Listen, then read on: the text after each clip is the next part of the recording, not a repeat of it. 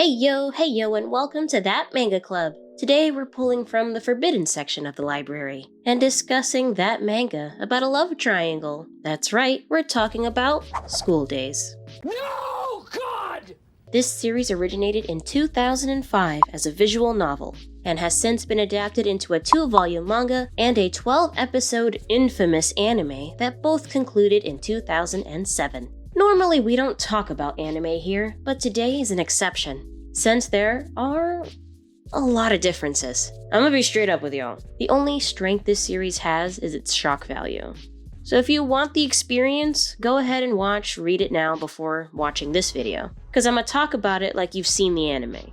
So here's your chance. I'll wait right here. You ready? Okay. What the fuck, am I right? Now imagine middle school Cassandra seeing this shit for the first time. This made its rounds through the grapevine, and no one mentioned the fact that it's technically a horror. So here I am like, wee, a romance anime. Oh, that guy kinda sucks. Wait, what's he doing to her? Wait, who hasn't this dude slept with? She what now? What's in the bag? What's in the bag? What's in the bag? What's in the bag? The manga's shock value is voltages below the anime. I read it recently because I never did at the time, and I wasn't even sure it had a manga. So, the main dude is named Makoto Ito, and in the manga is still kind of a piece of shit, but way less so. He has much more redeeming qualities than in the anime. The anime version is confirmed as kinda an amalgamation of different routes in the game, which is probably why it's over the top in the fury meter. And I think the manga is almost a guide for one of the possible 3 bad endings of the possible 20 general endings in the game. However, I'm not super sure, as it's kind of hard to find much info on it and I haven't played the game. So we will stick to what we know. So, let's introduce the rest of the love triangle. We have Kotonoha Katsura, who is Makoto's initial crush, the first girl. And then Sekai Saionji,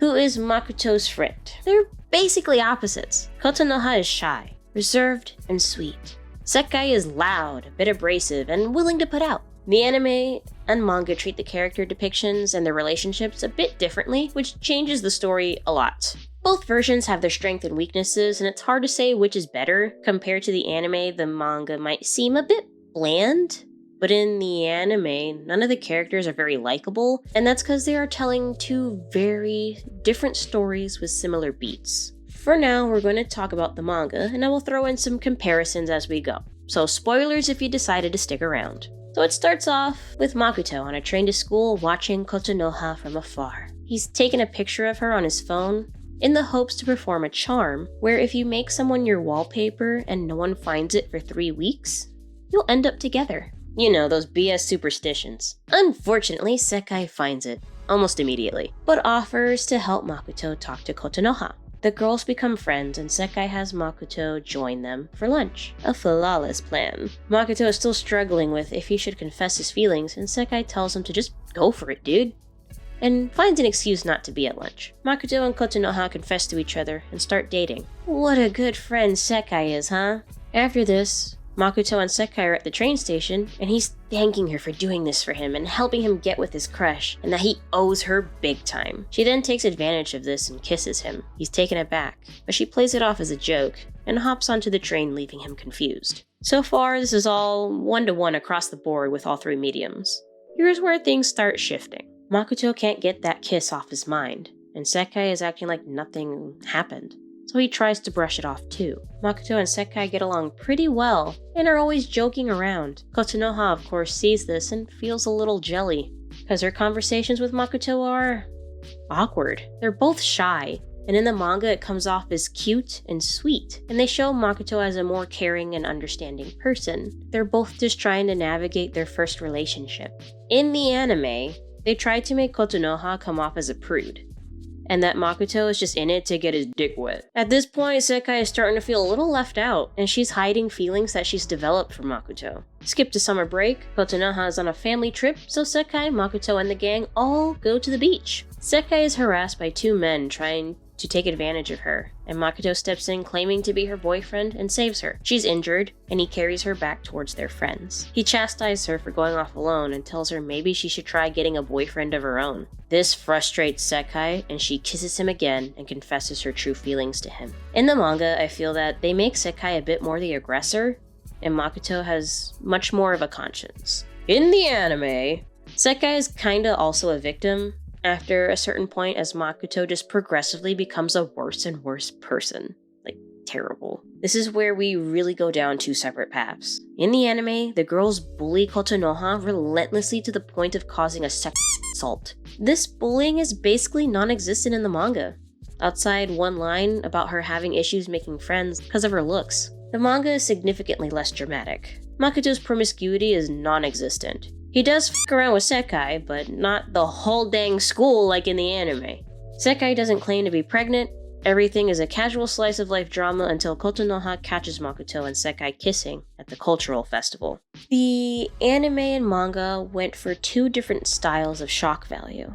That's because, again, they are telling two different stories. The anime was about love versus lust and how dangerous the green-eyed monster can be.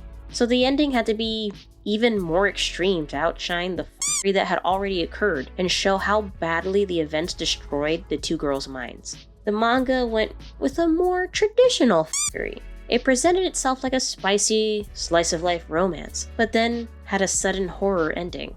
I felt the manga was more about how indecision can be more harmful than good, because Makoto genuinely cared about both girls and didn't want to hurt either of them, but ended up hurting them worse in the end. The manga and anime, interestingly, had opposite winners in the end, depending on what you think winning is, but the anime definitely had a more gruesome ending. So here are absolute spoilers. We are talking about the ending, the infamous part.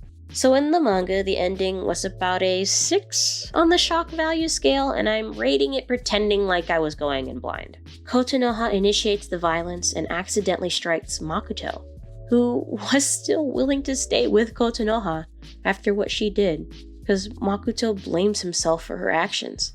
And in the hospital, he tells Sekai, yeah, I'm gonna stay with Kotonoha. And Sekai is all like,